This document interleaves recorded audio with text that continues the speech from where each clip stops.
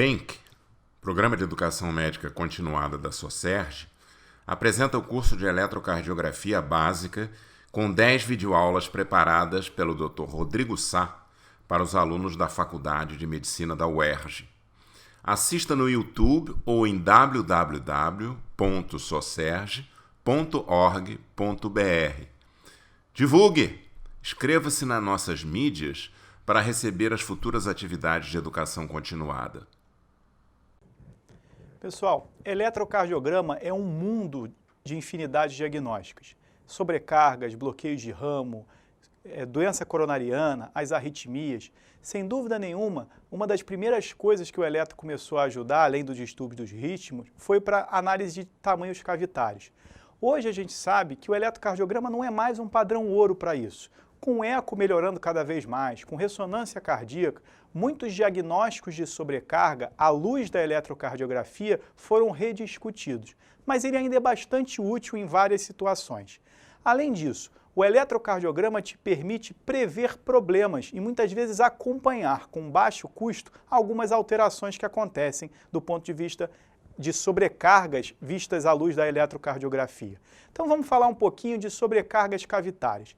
Não vou te encher de critérios, não vou te encher de números, eu quero te dar com essa aula a base para você entender a lógica por trás do crescimento cavitário. Se você jogar em qualquer lugar da internet, olhar em qualquer livro, você vai ter todos os números dos critérios variados que a gente te usa. O objetivo dessa aula não é esse, é nos próximos minutos eu te falar sobre a lógica por trás das sobrecargas cavitárias à luz da eletrocardiografia.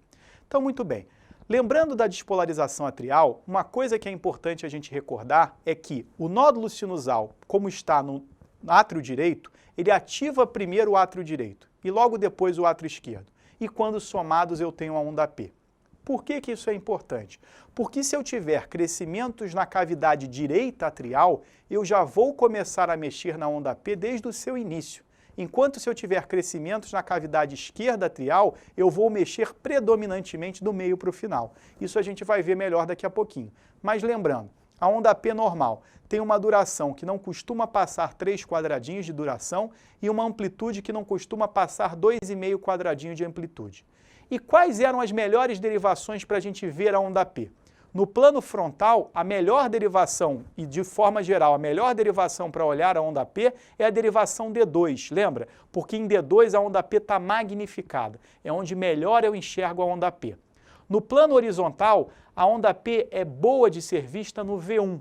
Por quê? Porque além dela aparecer bem, muitas vezes o V1 consegue decompor o componente átrio direito do componente átrio esquerdo. O átrio direito é mais anterior no tórax, então ele ativa, além de ser de cima para baixo, é de trás para frente. Enquanto o átrio esquerdo é uma estrutura posterior no tórax. Então, ele ativa mais de trás para mais atrás ainda. Então eu consigo decompor no V1 muitas vezes a onda P, o componente positivo sendo o componente átrio direito e o componente negativo sendo o componente átrio esquerdo. Então o V1 me ajuda bastante nas sobrecargas. E lembrar que a projeção da onda P costuma ser positiva em todo mundo, mas frequentemente eu encontro isodifásico como essa. Por quê? Porque se a onda P é um pouquinho mais para trás, ela vai se comportar isodifásica no V1, ok? Então, D2 e V1 são as grandes derivações. Sobrecargas atriais.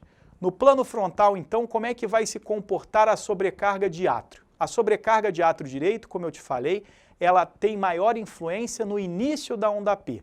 Eu aumento a minha massa atrial direita e com isso eu faço a minha amplitude da onda P crescer. A minha onda P, passa a ficar mais pontiaguda e ter uma amplitude maior. Numericamente, os critérios falam acima de 2,5 milímetros de altura. Contrapondo com a sobrecarga atrial esquerda, na sobrecarga atrial esquerda eu aumento a duração dessa onda. A duração que normalmente não passa de 110 milissegundos, passa a ter mais do que 3 quadradinhos, 120 milissegundos ou mais.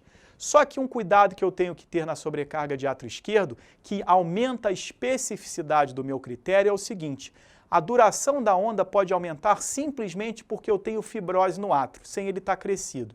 Então, se eu tiver um aumento de duração e um aumento do componente terminal de amplitude, Isso dá mais especificidade para o critério de sobrecarga atrial esquerda. Então, sobrecarga atrial direita vista no plano frontal. Aumento da amplitude da onda P pontiaguda. Sobrecarga atrial esquerda, aumento da duração da onda P com aumento da amplitude terminal dessa onda, beleza? E no plano horizontal? No plano horizontal vai ficar um pouco mais simples. A onda P de crescimento atrial direito vai ter a amplitude positiva aumentada. Essa amplitude que no plano horizontal não costuma passar de 1,5 milímetros, ou seja, um quadradinho e meio, vai ter mais do que isso. Isso vai dar o critério de sobrecarga atrial direita. E na sobrecarga atrial esquerda? Na sobrecarga atrial esquerda, a fase negativa que aumenta. Eu vou ter uma fase negativa com mais do que um quadradinho de área, ou seja, um quadradinho de largura por um quadradinho de altura. É o chamado índice de Morris, é um dos índices mais utilizados para sobrecarga atrial esquerda, ok? Então, sobrecarga atrial direita, aumento da amplitude da fase inicial, da onda positiva. Sobrecarga atrial esquerda, aumento da amplitude do componente negativo dessa onda atrial, da onda átrio esquerda. Importante, para eu falar em índice de Morris, o ideal é que eu tenha uma, mesmo que pequena, positividade. Existem situações onde a rotação do coração é tão grande que mesmo em sobrecargas atriais direitas, eu tenho só um componente negativo. E não é por sobrecarga atrial esquerda, é por uma sobrecarga monstruosa de átrio direito. A gente chama isso de pseudomorris. Mas para não confundir sua cabeça, sobrecarga atrial direita, aumento da amplitude da positividade. Sobrecarga de átrio esquerdo, aumento da amplitude da negatividade. Ok? Falado de sobrecargas de átrio, vamos falar sobre a lógica nas sobrecargas ventriculares. Bom, nas sobrecargas ventriculares, a gente utiliza diversos critérios. Mais uma vez, score de pontos, índices, critérios, isso você acha com uma facilidade enorme em livros e na internet. Mas em que se baseiam esses critérios diagnósticos? Esses critérios diagnósticos se baseiam em, por exemplo, aumento da voltagem. Se eu tenho uma massa maior ventricular sendo despolarizada, é natural eu imaginar que o tamanho do meu complexo aumente. Eles se baseiam em distúrbios na condução intraventricular. Ou seja, se eu tenho uma fibra de Purkinje chegando à musculatura ventricular e eu ativando numa velocidade, se a minha musculatura ventricular agora tem 3, 4 vezes a espessura, é natural eu imaginar que eu vou demorar mais para ativar aquela fibra. Então, frequentemente, eu tenho um aumento desse tempo de ativação, que a gente chama de deflexão intrinsecoide. Então, tem vários critérios que utilizam isso, um aumento da deflexão intrinsecoide, desse tempo para ativação do início ao pico da onda de QRS. Ok? Além disso, mudanças na relação e no ângulo QRS onda T. Vai ser comum em sobrecargas cavitárias, a gente, na parede que aquela cavidade está sendo vista, eu ver uma inversão da onda T, uma mudança da relação do QRS com a onda T. A onda T e muitas vezes o segmento ST vão ficar invertidos em relação ao complexo QRS. A tentativa de explicação disso é muito parecida com a tentativa de explicação da isquemia. Então eu vou guardar isso para falar na aula de doença coronariana. Essa T vai inverter. Por quê?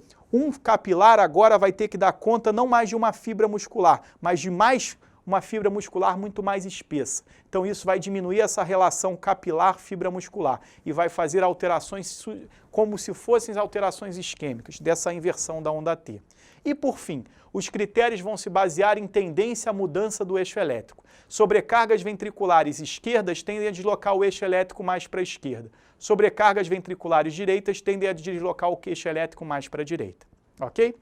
Na sobrecarga ventricular esquerda, o que vai acontecer? Os vetores já tendem à esquerda porque a massa ventricular esquerda é maior que a massa direita. Então, se essa massa ventricular esquerda agora cresce ainda mais, o que vai acontecer é uma magnificação dos vetores que já são predominantes no QRS. Esse vetor de parede livre, que a gente definiu como vetor parede livre, alguns autores chamam de vetor 3, outros de vetor 2. Esse autor aqui usa só vetor 1 no septo e o da parede livre, então é o vetor 2.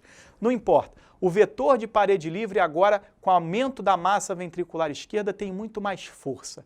E como é que esse vetor é visto? Ele é visto negativo para o V1 e V2 ele é visto positivo para o V5 e V6. Então, na sobrecarga ventricular esquerda, uma das coisas que vai ser comum é o aumento da voltagem do QRS, da parte negativa do V1 e da parte positiva do V6. E por que isso acontece? Porque quando a massa ventricular esquerda crescer, esses vetores vão puxar a ativação mais para lá, fugindo do V1 e V2, apontando para o V5 e V6. Então, vários scores vão utilizar essa voltagem. O índice de Sokolov-Lyon, o índice de Cornell, vão usar essa massa aumentada. O Sokolov-Lyon, por exemplo, que é a soma da negatividade do V1 com a positividade do V6, se isso for maior do que 35 milímetros, isso fala a favor de sobrecarga ventricular esquerda. Então, são vários índices e scores de pontos que podem utilizar esse conceito de aumento da magnitude, aumento da voltagem, ok? Que no ventrículo esquerdo é dessa forma que acontece. No ventrículo direito, a coisa já vai ser um pouquinho diferente. O aumento da massa ventricular direita, numa forma muito grosseira, imagina um ventrículo direito muito crescido, vai, em última análise, deslocar a ativação ventricular mais para a direita e mais anterior, coisa que é completamente anormal. Normalmente, a massa predominante de ativação é lá para trás. Essas forças anteriores aqui vão apontar para quem? Vão apontar para o V1 e V2, ó. Na sobrecarga ventricular direita, eu vou ter muita força apontando para o V1 e V2. E contraponto, no V6, eu vou ter muita negatividade que não era para eu ter. Então, isso é o típico da sobrecarga ventricular direita. Isso que os critérios vão utilizar. Muita força anteriorizada, muita força que não era para existir. Ondas positivas em V1 com mais do que 5, 10, 7, dependendo do critério, muita força anterior.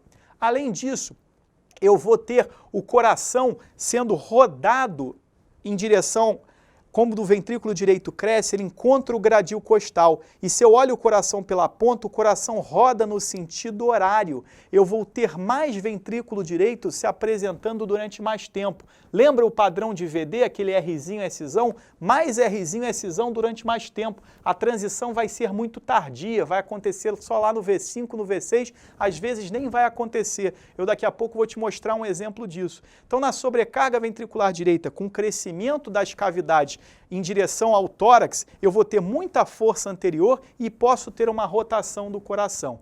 Além disso, vai ser importante na sobrecarga de VD o desvio do eixo elétrico para a direita, coisa que não acontece tanto assim na ventricular esquerda. Na sobrecarga ventricular direita, frequentemente o eixo elétrico está deslocado para a direita. Uma coisa importante e difícil na sobrecarga ventricular direita é o fato de a apresentação ser muito variada. E eu te digo por que com esse simples slide. Imagina que eu tenho uma sobrecarga ventricular direita, mas num primeiro momento o VD continua sendo mais fraco em termos de forças elétricas do que o VE. Eu vou ter um padrão eletrocardiográfico. O VD agora cresceu e tem tanta força elétrica quanto o VE. Tem um segundo tipo de padrão. O VD agora cresceu mais e ele ganha em força elétrica do VE. Eu tenho agora um terceiro tipo. Então, a apresentação eletrocardiográfica da sobrecarga de VD é bastante polimórfica, por isso tão difícil, ok? Coisas que ajudam, então, nas sobrecargas. Primeiro, durante o cálculo do eixo elétrico. Calcular eixo elétrico ajuda. Eixo elétrico deslocado para a esquerda, em geral até menos 30, opa, pode ter sobrecarga de VE. Eixo elétrico para a direita, primeira coisa que eu penso, sobrecarga de VD. Outra coisa que ajuda bastante, o tamanho dos átrios. O átrio direito é aumentado e eu estou pensando numa sobrecarga de ventrículo direito associado, faz sentido. O átrio esquerdo é aumentado e eu estou pensando numa sobrecarga ventricular esquerda, faz sentido. Então isso tudo ajuda. Além dos vários critérios que, como eu falei para vocês, numéricos, que vocês conseguem em livros e na própria internet, esse é o racional por trás da sobrecarga ventricular. Então, em resumo para a gente, sobrecarga ventricular esquerda, eu tenho um aumento em relação ao normal das minhas magnitudes de onda. Eu tenho forças indo mais para a esquerda e dando mais magnitude. Aumenta a voltagem do QRS. Na sobrecarga ventricular direita, aumento de voltagem, mas de formas anormais. As forças agora são anteriorizadas, ó. Muita positividade no V1 e muita negatividade que não era para existir. Vamos ver alguns traçados para ilustrar isso para a gente. Então, primeiro traçado, eu estou diante de um paciente com ritmo sinusal, caracterizado pela onda P positiva em D1 e D2, antecedendo o complexo QRS. Calculei a frequência cardíaca, 3 quadradões, 300 por 3, mais ou menos 100 batimentos por minuto. Vou calcular o eixo elétrico. Eixo elétrico, D1 negativo, AVF positivo. Opa, D1 negativo. Com P e T positivas, isso não é inversão de cabo. D1 negativo é eixo elétrico indo para o outro lado. Com AVF positivo é eixo elétrico deslocado para a direita. Opa, eixo deslocado para a direita, luz amarela na nossa cabeça. Sobrecarga ventricular direita. Guarda essa informação. Beleza. Vou analisar a morfologia da onda P. Vou medir PR, vou medir QT e vou analisar a morfologia da onda P. Presta atenção aqui na onda P do D1, ó. Eu já tinha visto o eixo elétrico alterado, D1 negativo, AVF positivo. Agora olha a morfologia da onda P no D1, no D2, desculpa. A P está apiculada, pessoal. Tem mais do que 2,5 quadradinhos de altura. Essa onda P está esquisita. Isso sugere sobrecarga atrial. E que está apiculando a onda P, sobrecarga atrial direita. Olha para o V1. Quando eu olho para o V1, a onda P, ó, fase positiva bastante aumentada. Opa, sobrecarga atrial direita tem. Talvez tenha uma sobrecarga atrial esquerda, uma fase negativa maior com quadradinho de área, pode até ter. Mas o que chama mais atenção aqui é a sobrecarga atrial direita. Então, ritmo sinusal, frequência de 100, eixo elétrico para a direita, sobrecarga atrial direita. O que mais, pessoal? Olha o V1. O V1 pode começar tão positivo assim? V1 é muito positivo. Isso é muito força anterior. Isso traduz força puxando para frente, anteriorizada de ventrículo. Isso é sobrecarga ventricular direita. E faz sentido ter sobrecarga atrial direita junto? Faz. Isso ajuda a pensar. E repara outro detalhe. Lembra que eu começo com QRS predominantemente negativo no V1. No V3 e no V4 eu tendo a ficar isodifásico. E no V5 e no V6 eu tendo a ficar positivo. Olha o que está acontecendo aqui, ó. V1 positivo, anormal. V2, beleza, isso seria compatível com o V1. Só que a transição não acontece, pessoal. Ele vai ficar isodifásico lá para o V6, talvez V7. É uma transição tardia. O que aconteceu aqui? O ventrículo direito cresceu, o externo impediu que ele crescesse mais e ele rodou o coração. O coração rodou, é uma rotação vista pela ponta no sentido horário e ele está apresentando o ventrículo direito por mais tempo. Até o V5 e V6 estão vendo o ventrículo direito, o padrão de ventrículo direito. É uma rotação horária. Acontece isso na sobrecarga ventricular direita. Outra coisa que eu não falei na sobrecarga atrial. Quando eu tenho uma baixa voltagem de QRS no V1 e um brusco aumento de voltagem de QRS no V2, isso é um critério que vocês vão ler em livros e na internet chamado de Sokolov-Lyon. Baixa voltagem do QRS em V1 com aumento expressivo da voltagem em V2. Isso traduz também um critério para sobrecarga atrial direita. O átrio direito crescido fica na frente do QRS, o V1 está vendo um QRS pequenininho, quando ele vai para o V2 ele vê uma coisa monstruosamente aumentada. Então, aqui tem certamente sobrecarga das cavidades direitas. Sobrecarga atrial direita, sobrecarga ventricular direita. Vamos ao outro traçado. Outro traçado, ritmo sinusal, onda P positiva antecedendo QRS em D1, QRS em D2. Frequência cardíaca, 1, 2, 3, 4, 5 quadradões, mais ou menos 60, talvez um pouco menos. Eixo elétrico, D1 positivo, AVF também positivo. Opa, eixo elétrico no quadrante normal.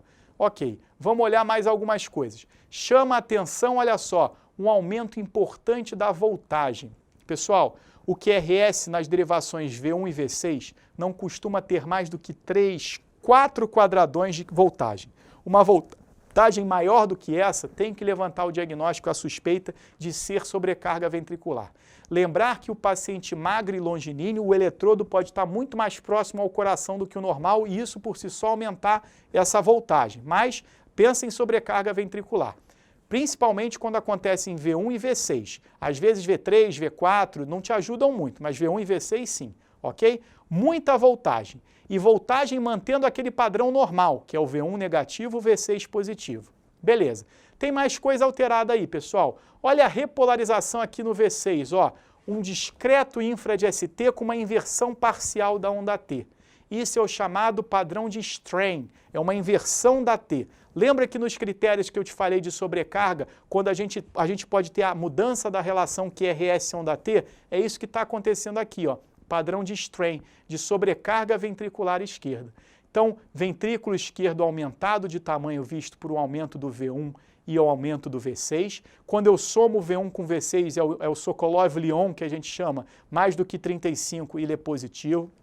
Infra de ST com T invertida padrão de strain. Tem um outro critério, que é quando o R de AVL tem mais do que 11, isso é um critério bom para sobrecarga ventricular esquerda também. Então tem vários critérios para sobrecarga ventricular esquerda aí, pessoal. Além disso, muitas vezes a onda P pode ajudar. Aqui não está dando para a gente ver muito bem, a onda P não parece ter uma fase negativa importante, talvez uma duração aumentada, mas eu vou ser mais categórico aqui na sobrecarga ventricular esquerda. Sobrecarga ventricular esquerda tem. Beleza? Outro eletro, para a gente guardar aqui. Ritmo. Pessoal, pausa o eletro, tenta imaginar que eu vou te dando as respostas, tá? Pausa o vídeo, tenta fazer esse diagnóstico aí. Então, ritmo sinusal, P antecedendo QRS, positivo em D1, positivo em D2. Frequência cardíaca, 3 quadradões, 100 batimentos por minuto.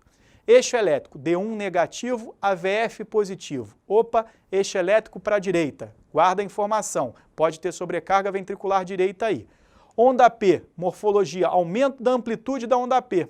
Opa, apiculada e com aumento de amplitude. Fase positiva, não tão expressiva. Fase negativa, também não tanto.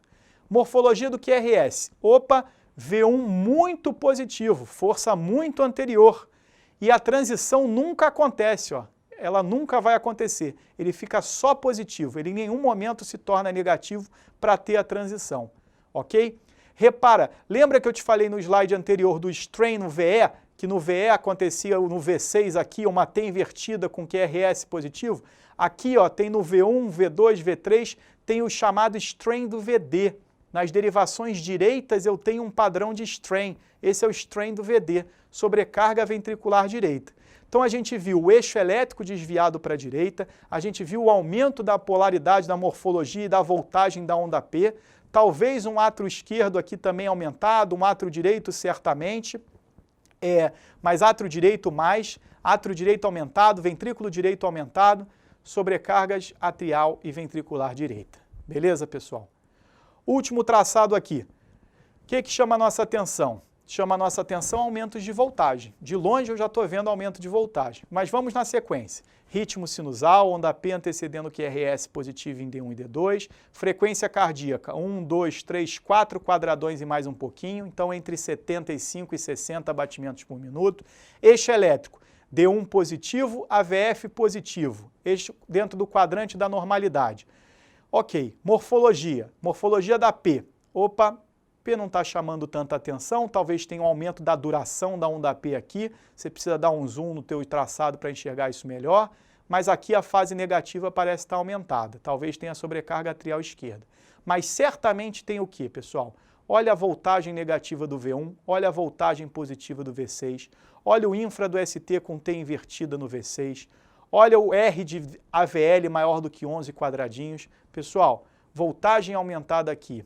Mudança da relação do QRS e da T, sobrecarga de átrio esquerdo associado, tem sobrecarga atrial esquerda e sobrecarga ventricular esquerda. Então, pessoal, o objetivo dessa aula era te introduzir os conceitos e as lógicas por trás dos critérios que a gente utiliza para sobrecarga cavitária. Não esqueça, o eletro não é padrão ouro, ele te ajuda bastante, mas muitas vezes é importante você confrontar com o exame de imagem, ok? Então tem critérios, tem números, tem um monte de coisa para você estudar e decorar, mas eu quis só te abrir a cabeça para os crescimentos cavitários.